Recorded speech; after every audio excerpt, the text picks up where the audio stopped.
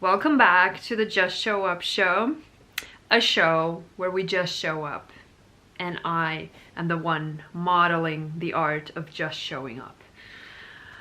Today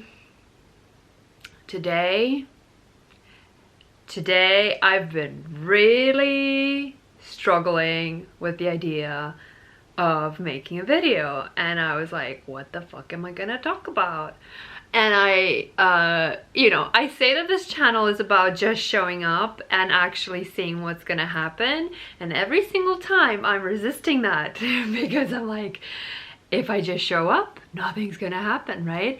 So it's about confronting that discomfort with the unknown, and hence every single time I go round and round in circles, going around my house and thinking about, oh fuck, I have to make a video. And it's not like I have to, it's not that I don't want to. Every single time when it's finished, I feel great. I love it. I love doing it. I love watching it. I love the whole experience because I feel that having a channel and making these videos is making me a more confident person. And I highly recommend it to everyone because I know so many people in my life that are just fantastic. They have so much knowledge, they have so much to share with the world, and all of us are just kind of like staying hidden and staying just not expressing ourselves fully. So I wanted to do this for myself, and I highly kind of encourage everyone to do it because I feel like all of us should have a channel. It really doesn't take more than like what, maybe 2 hours a week. It takes like half an hour to 40 minutes in my case because I don't know how to summarize anything. That's how long it takes to actually get on camera and just share whatever is on your mind, or whatever things that you have. You don't have to be an expert at anything, right? Like, you just share your personal experience. And sometimes when I watch these videos, I'm like, God, you're just talking about yourself. Like, part of it just, I feel like, wow, like this is kind of I don't find it boring, but at the same time I'm like, it is kind of boring to just be going into the past and digging up stuff, that has happened in the past already, and not really talking so much about whatever is unfolding here in the present. And sometimes I think like maybe it's because of the way that I kind of conceptualize this channel, to be kind of like part really just showing up as we're doing today, and it's going amazing, look at us. And part really just kind of me going back into my own healing journey and sharing stories and tools and just experiences along the way, because now, especially after I started doing the channel, I just feel like, fuck, I wish I had done this sooner. I wish that, when I wish that I would have my whole journey taped in a way, but at the same time I know that it would be mortifying. Like, just the thought of seeing myself like suffer, for like sometimes years on end, would just, oh my God, I cannot even imagine it. So, and anyways, today, the interesting thing that kind of came back from the present moment and reconnected me back to the past, was a conversation that I had with a friend where she was kind of sharing her life story, and then I was saying, she was kind of like, oh, like what, kind of like, what does all of this mean? And like, don't we all feel that way, right? When we look at our past and a chapter closes, and then we're like, but who am I if I don't do those same things anymore, right? Or if I'm not my story, who am I then? And interestingly, she said, if I'm not my story, well then I'm nothing. And that just kind of really, actually didn't comment on it because it was just so shocking. And And I just went very deep into myself and thought, or you're everything, right? And that just reminded me, it just kind of stayed in my mind, in the air around me, and it continued speaking to me. And now I remember my own time when I was dealing with this question, right? Like, if I am not my story, then who am I? Like, what am I if I'm not my story, right? If I'm not my personality, if I'm not all the things that have happened to me, if I'm not all of my choices, if I'm not all of my likes and dislikes, then who am I, right? So that's the question of the ego. And for me, the way that I started engaging with that question was when I was 20, I think 21, and I met my ex. He said to me, he said, you need to go to a Zen 7 retreat, which is a 7-day Zen Buddhist meditation retreat, where you really confront like all the philosophical questions about life. And in my early 20s, I think already around the time when I was early teens, I would say, I was always like a very morbid person. And I thought so much about death and like how short life is, and just the weight of having a life was just always so hard for me. And to feel like, oh my god, like I have only this one life, and like I'm born into these conditions, and you know, I look this way, and I have certain capabilities, and just the kind of self-perceived like how set in stone all of this feels when you're just starting out. I mean, when you're just starting out on your spiritual journey, because I feel like the more the ego can dissolve, the more we realize really we are everything, and the loss of an identity becomes not so scary.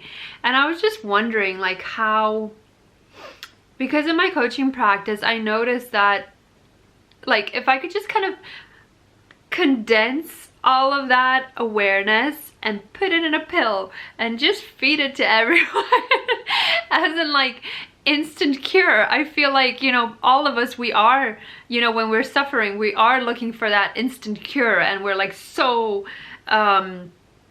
convinced that our problems are real and that we just need to solve the problem. And like if the problem is us, then we need to fix ourselves and like become different, and then everything will be fine.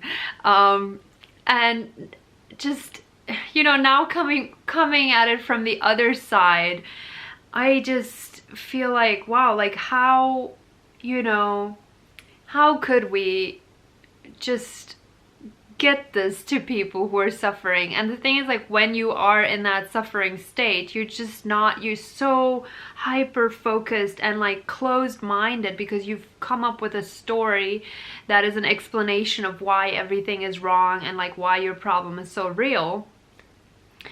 Like, I'm always wondering, and I've been having this question for many years already. I think like definitely for the last 10 years. It's like, what kind of program or and the thing with programs also is like I've done so many myself. Like I've gone to all of these, you know, meditation retreats, like go away for 7 days or 10 days and just like sit there with yourself and like, you know, try to figure out why you have problems, or try to figure out like what's, you know, why you can't do the things that you really want to do. And in my case, I had like big questions about the meaning of life, and I always had this like great confusion about how to make choices. Like I didn't trust myself, I didn't trust my own judgment in a way. Like I would always just kind of look to others, you know, and like ask them to kind of decide for me, and I just didn't want to take on the responsibility of life, basically. Like, it just felt like it's too scary to choose one thing or even two things and go full in on it, because it's just so, I think, like, probably I must have thought that it would be so disappointing if it didn't work out, right? And I think, like, that's kind of the majority of people, I think, are like that. Like, we're all so bloody scared, fearful, and not feeling good enough, not feeling like whatever we're God-given is good enough. And that's what I've been trying to do, you know, like the last couple of years, and especially now with this channel, you know, and like really kind of coming out, is that you claim that you are good enough and that whatever you already presently have is good enough. Because it's so easy to get into the state where you're like, oh, you know, like, I'm not good enough yet, you know, like, I need to just, like, let me go to this one more retreat or one more program, and then I'll fix myself, and then I'll be presentable, then I can come out, then it's enough. And I just got really fatigued with that, and I just kind of like had this light bulb moment where I was like, okay, no, like, fuck it, you know. It's enough of putting other people's perception of me to be more important than whatever I think. And like, how do I get myself to actually like whatever is already there in its natural state, right? And it's like, I think we have so much self-judgment and self-criticism that is like, you know, just, I don't know what it is, like whether it's like internalized exterior voices of people who've criticized us in our lives, where it's like, for me, for example, like for years it was like, I'm not smart enough, and I'm not like intellectual enough, and I'm not academic enough, which is just so funny because it's a matter of context, right? Like, as soon as, like, of course, if I am in an academic setting, then I don't have enough knowledge, I have not read enough books, I'm not like properly academic, that's true. But if I take myself out of that context, it's like I'm fucking overqualified for life. You know, like, I'm exceptionally smart. So it just really always depends on the context. And it's like we're walking around in our head with this story of like applying the wrong context and like the wrong set of criteria to, I mean, and all of these things just don't matter for most of what we want to accomplish. And it's like, I feel like most of us just want to be kind of qualified for some like abstract, vague idea of what we think we need to be like in order to like be good enough. It's just, like, all of it just makes no fucking sense, actually, because you don't need to be good enough. You literally only need to be qualified for what you really want to be doing in life. And I think that's the real kind of problem that most of us are facing, is that like we never really spend enough time asking ourselves, you know, like prolonged, concentrated time asking ourselves, like, what do we really want to be doing with life, right? And then back to that original question, is like, who am I if I'm not this identity? And that's a tricky bit, right? Because it's like you're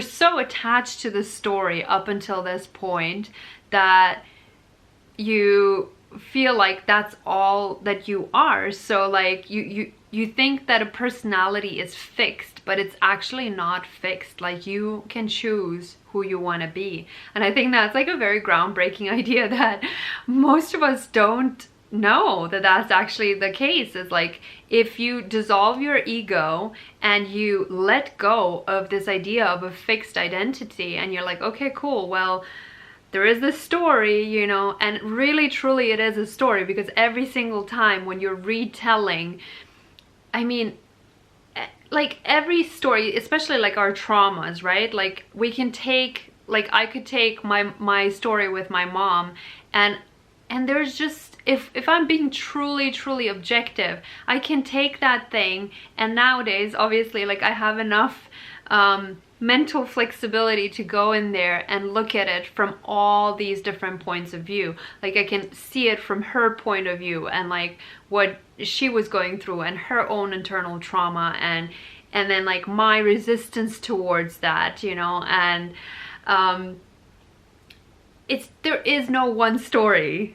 So that's the tricky bit. It's like when we're telling our story, we're telling it as if like it's facts, like that's how it was, but we're not ever zooming out and like giving it like a full kind of 360 gray, not black and white version of the story. And once you would actually do that, and you would give like all of these different perspectives, like it would fall apart, like there would be no story. And there's great liberty in that, right? Like that is liberation, actually. It's like mental, emotional, spiritual liberation is once you can actually say like, okay, cool, well, you know, I was born into that, all these different things happen, like, yes, that's me, but that's also not really me, you know? Like once you can kind of see like, okay, like this identity, this person is actually kind of quite constructed, and it is me who's actually developing the narrative. Like every single time I'm retelling the story, I'm like insisting on the facts, and I'm like retelling the story the same way. But in fact, I could actually go in there if I could just detach from, you know, the truth, and like, oh, well, this is what happened, like that person wronged me, or, you know, like if I don't continue telling the story, then a lot of people feel as if then, you know, I will implicitly be saying that whatever the person that did something wrong to me, that what they did was okay. So if I'm not like defending myself by maintaining my story, then I'll just make it like as if it never happened. So they're like, no, but I have to hold on to that, and I must, you know, like kind of like keep the integrity of the story factual and correct. But the truth is, like, that's a freaking burden that you continue carrying with yourself, and you continue creating it, really. And it's like, if you are everything, then you can choose who you want to be, right? So why, if you have that awareness, and that's the magic pill, right? It's the awareness that we can actually change everything. And sometimes I wonder, like, how can I just transport this awareness into another person's mind? And obviously in my work I try to do that, but I wish there was a way to just, you know, like shoot it out to everyone, you know, and just have this like mass awakening. And I mean, just imagine what would happen if like all of us just woke up and realized like, wow, like, wait, I'm creating my experience. And if we really believe that thoughts create reality, and we take full ownership and full responsibility for what we're creating, then we can see like, okay, I've created some beautiful things, I've manifested certain very beautiful things, but I've also, if I take full ownership and responsibility, then I can see, wow, you know, like everything bad that's ever happened to me, like, what if I really am creating everything? I've created that too. And then just say like, fine, I accept that, you know, and I will look at that, and I will be aware of everything. And in my awareness, I'm going to choose what I want to create from here on, and I'll leave the past wherever it is, you know, and I will leave that story be there. Like, okay, fine, you know, if in a social setting I need to tell my story, I can pick that up, or I could also make up something, and that will not be immoral or wrong in any way, right? Like, I mean, and I think like a lot of people, when they go into reparenting and changing their childhood story, they feel like it's so wrong to lie about it. It's like, I don't want to lie about anything in my life. And you really don't have to, but at the same time, it's like you could just emotionally empty yourself, obviously, in the process of healing. Like, I'm not saying to just go and like be like, oh, okay, you know, in reality, for you to be feeling something and to say that you're not feeling anything, like, that's wrong.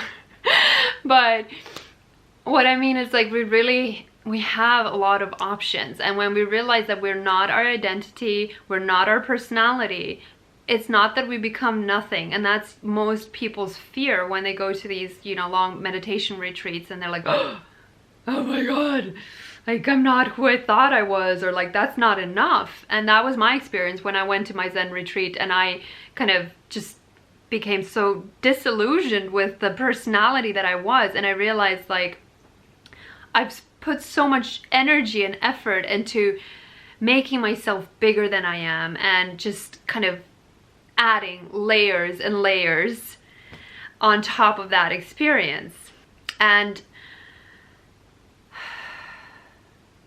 yeah, and then I would just and then I would just look at the personality and look at my behavior and see how every effort to make myself more interesting, or like you know, I was just like, in my 20s, I was so obsessed with like, oh, I need to be this person that's like traveling, you know, and like into art and like this and that. And I'm just like, what are you doing? Now when I look back, I'm like, what are you doing? You know, it's like no amount of worldly stuff, whether it's like possessions or achievements or experiences, will ever fill that void, you know. And the void is just feeling the separation that is caused by identity. So once we can let go of that and dissolve into unity with all things, there's no perceived lack anymore. So if I can experience myself in another person and in all the other persons, you know, and then there's no like being concerned with my own achievement makes no sense anymore, because I am achieving through everyone, right? And like, just living from that state of mind is a breeze. It's so much easier. It's so much easier than battling on your own, in your own individual separation, and, you know, like trying to prove yourself to yourself or to others. And you're never gonna feel good enough, because you're never gonna feel like you are enough, because that is just simply true. Because like a small tiny little identity is not who you are. You're only gonna feel good enough and enough when you know that you are part of everything. And in that knowing, everything becomes an option for you. I just went like, yeah. I'm very passionate about this. I'm very passionate about this, and sometimes I'm like, how can I express this in a way that I can just kind of share it and beam it out into the world? And I think in the future I want to make more videos like this. I want to make more videos about how I see things, how I experience things, how I see the future, because I think all of us collectively are in a process of awakening. Some are awakening like bam, like with the speed of light. It's blowing my mind like how quickly people are awakening nowadays, because it took me so long. It took me so long. Oh my god, I can't even get into it. Like, I would say it must have taken me a minimum of 10 years, if not more. And it was just so gradual and small and like bit by bit, like little breadcrumbs. And I was just banging against myself all the time, over and over, and nothing really worked on me. Nothing really worked very well. I would, because I have this like super, now thankfully my mind has quieted and calmed down so much, but when I was younger I had this super strong mind, like that rational, logical, I need to understand everything, like, you know. And awakening and enlightening has nothing to do with being smart or being logical or being rational or understanding things. Like, it's nice to read some literature and to get an idea of the roadmap and of generally kind of like what you're looking at and how to approach it, but it's still just the work of inner work, you know, introspection, looking at yourself, awareness, and just being like, okay, that's my ego. Like, I see you. I see what you're doing, and just constantly kind of just adding to that awareness and going deeper and deeper into awareness and realizing like, I am not my personality. I'm not my identity. And even though like we chose this, right? We chose this identity, but we can also choose to play with it. Like, it's not set in stone in the way that we think it is. So I think that's the message for today. I feel like, phew, like I just came to the end. But yeah, I just really wanted to share this because when my friend said that, I was like, oh no, you're everything. Losing your identity and losing your story is not the end, it's actually the beginning. And I wish that really all of us could see that, not in a pushy way, like that's something I am really, really not interested in doing, because I feel like a lot of spiritual people like get into that, you know, of like, you must see things the way I see them, which is just wrong. It's just really wrong. But that's another question that I've been debating last week, especially, is like, you know, if you can help another person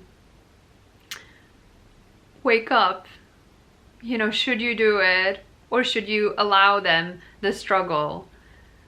And I don't know what the answer is. I really don't know what the answer to that question is. Like, you know, is the struggle a necessary part of our awakening? Or, you know, are we now reaching a point in our collective evolution where, you know, that's no longer necessary and we can really just go out and freely share and help others, you know, in their awakening process? And just, you know, like as I said earlier, it's just like, imagine a world where all of us are aware that we are creating reality. Like, really holding that awareness and the implications of it, and then just collectively, like, that's what I don't remember where I heard it, but if collectively all of us, all human beings on planet Earth and everything else included, could just for 1 minute hold perfect peace in our minds, like, I mean, that would just be like an atomic bomb exploding. Like, so yeah, I think like generally we are moving in that direction. Collectively we're moving in a direction of awakening, as much as it might not look like it on the surface. And I'm just trying to do my part and contributing to that. And I think, yeah, I'll be doing a lot more of these type of videos in the future. So yeah, that's it for today. Thank you for being with me here, and there's more interviews coming up, which I'm being very, very excited about. That's interesting. Yeah, so look forward to that. I'll be sharing the space with some amazing people who are, I would say, like, more evolved than me, further along the path than me. So that will be really, really exciting. And I'll see you hopefully with them next week. So yeah, thank you for watching. If you want to coach with me or connect with me, I'll leave my website down below, and I'll see you again next week. Bye.